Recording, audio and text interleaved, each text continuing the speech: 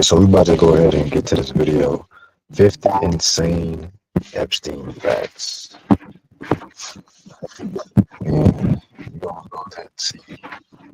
I ain't never watched this video, so I'm gonna go ahead and just react to it and just see what they talking about, because I mean, after all, it's millions of files, and it seems like every other day, or really every day, there's some new update.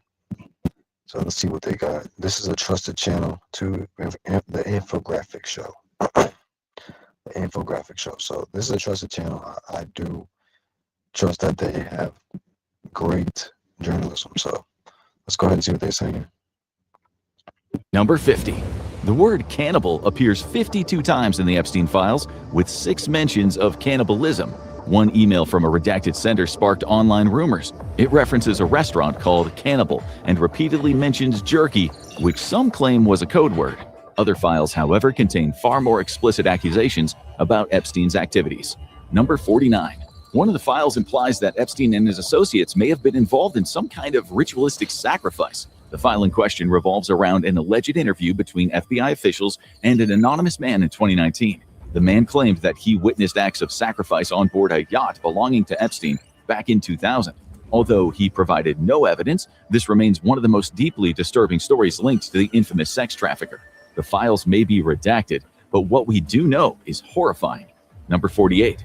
Numerous emails show Epstein asking women of different ages to send explicit photos and videos. Many appear nervous or distressed, trying to explain their fears. In one 2015 email, a woman tells him she's still a virgin and knows nothing about sex. Epstein ignores her and simply orders her to send an explicit selfie.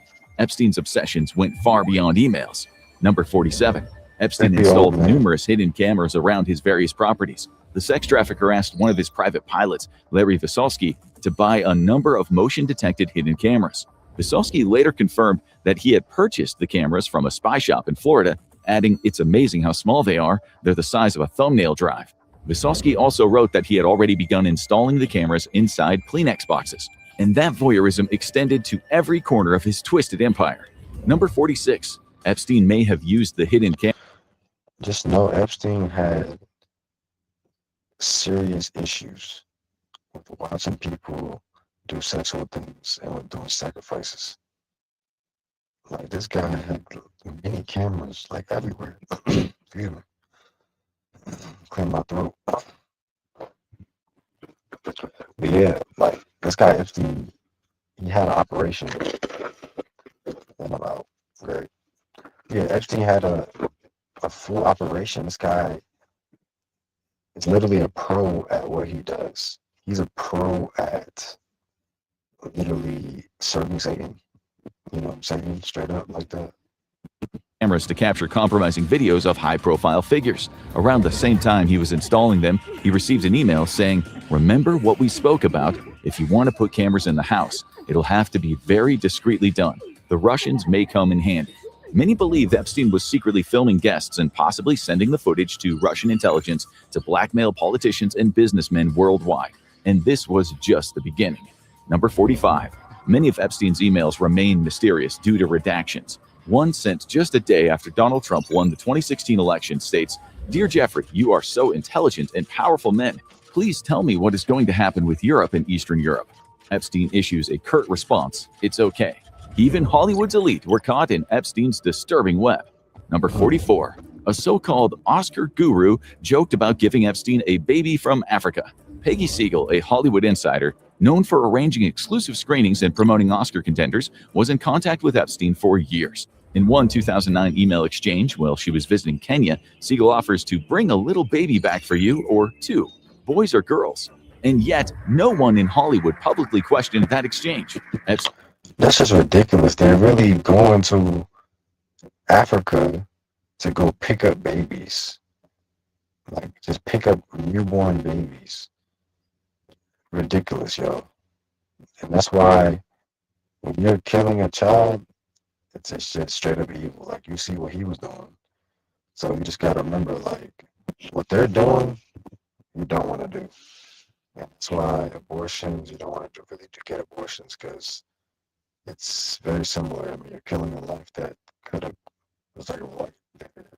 crazy life. So obviously this is times a million equal, just because he served ancient deities, pagan gods, essentially. So I mean, this guy, it was more than just him just doing it for his pleasure. He was doing it for not just himself, but he was doing it for false gods. It's crazy. It's insane. Epstein's boasts about power only scratched the surface of depravity. Number 43. Epstein claims to have direct ties to countless world leaders. In emails with businessmen, friends, and associates, he boasted about his powerful network across media, tech, and politics. In a 2018 exchange with former White House strategist Steve Bannon, Epstein even said, "There are many leaders of countries we can organize for you to have one-on-ones." He spoke as if arranging presidents was routine business. But Epstein wasn't just networking, he was building something far more sinister. Number 42. The former Prime Minister of Israel, Ehud Barak, described Epstein as a collector of people. There are various emails involving Barak arranging dinner dates, meetings, and calls with Epstein. For the disgraced financier's 63rd birthday, Barak and his wife wrote him a letter highlighting his curiosity and the ability to know everything about everyone. And those words were prophetic. Number 41. Oscar-winning director Woody Allen's name appears over 7,000 times in the files.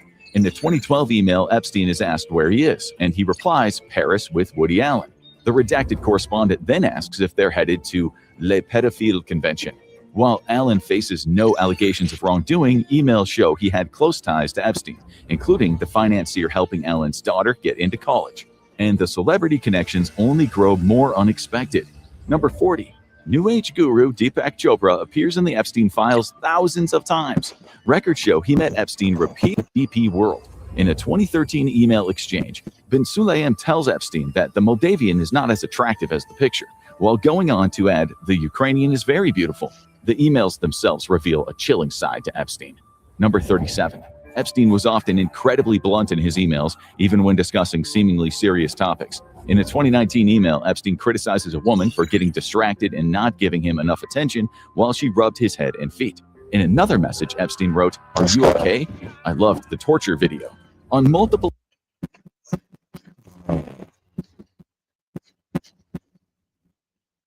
Okay, it's kind of cut off here, but it's all good. You see the premise. This is the part. I loved the torture video. Totally backwards, totally sick. This is different. Like who does this? Who says this? I love the torture video. This is crazy. 2009. Come on, man. The guy's been doing this. Set strict and bizarre rules for the staff at his Florida mansion to follow, which were listed in his household manual. The air conditioning in the main bedroom was supposed to be set to 60 degrees Fahrenheit at all times. There were also specific rules. First of all, that word premise, like, where'd that even come from? Like, I really meant to say point, like, that's the point. Like, I'm really trying to use big words and shit. I don't even think that really even made sense, but it's all good. We're gonna focus on the video. And just know, look at this. I mean, everything was into all type of stuff, like, all types of different shit, like everything you can imagine. This guy was trying to make something perverted. Bedroom. It also laid out strict, almost cult-like rules for how staff should act, speak, and behave around Epstein and his guests. But the most chilling part of the manual tells the staff to see nothing, hear nothing, say nothing, hinting at a dark culture of secrecy inside Epstein's mansion. Those rules weren't about comfort, they enforced control. Somehow, Epstein's tendrils reached the upper echelons of power. Number 34. Epstein's influence reached deep into the U.S. government. Howard Lutnick, Secretary of Commerce, is among many officials who spoke with Epstein and visited his private island. 2012 emails show Lutnick and his family stopped there, with Lutnick later admitting he visited with his wife, 4 children, and their nannies, despite previously claiming he cut ties with Epstein in 2005. Despite all this, top officials kept meeting him, including the most powerful men in the world. Number 33. Larry Summers, the former Treasury Secretary under President Bill Clinton, also features in the files. Records show he attended several meetings and dinners with Epstein over the years. The two even exchanged jokes and criticisms of President Donald Trump, with Epstein telling Summers, "Your world does not understand how dumb he really is." Summers later admitted it was a misguided decision to stay in touch with Epstein after his conviction and has since resigned from several roles. There was no professional arena off limits to the convicted sex trafficker. Number 32. Epstein also had ties to the sports world. The recently released files contain emails between the convicted sex trafficker and Steve Tisch, co-owner of the New York Giants football team. In emails, Tisch Yeah, see, he had his sticky paws everywhere. He was all over. And the truth has to come to light. So, I mean, the people that was in his files, they're gonna end up getting extremely embarrassed. They're gonna lose their job, position, whatever. So that's definitely gonna happen. So, yeah, that being said, I mean, I feel like justice will be served at some point, but at the end of the day, vengeance belongs to God. Okay, so yeah, he's gonna end up doing what he has to do to judge the situation. Um, but that being said, like, Prince Andrew, I think it was Prince Andrew, he got arrested. So somebody got arrested because that may set a trend. So the fact that somebody got arrested from the files, maybe this could be a trend. Maybe other people can get arrested as well. Because I mean, if you did wrong and you was sex trafficking, you should be behind bars. There's no question about it. So I think the American people want to see justice. That's just it is what it is. Like everybody sees the wrongdoings, and there's files, there's pictures, there's emails, there's all type of different documents that's showing what's happening. That look, I mean, that's what's gonna happen. I mean, what should happen is jail time, or honestly, like even giving the chair, like just that might even be too easy. You know what I'm saying? But it's just wrong. It's just wrong what they've been doing. And the fact that they never stopped, the fact that they kept doing, the fact that they never repented, the fact that it was a continuing thing. It wasn't just like they would have kept doing it. They would have just kept doing it. And the fact of the matter is, people are probably still doing it like to this day. You know what I'm saying? So it's sad, man. Like when you really think about it, it's just like these are adults, grown adults, bro. Like, and they're messing with little girls and boys, babies, and older people, older men and women. Seems like they were mostly targeting women, but at the end of the day, it's just I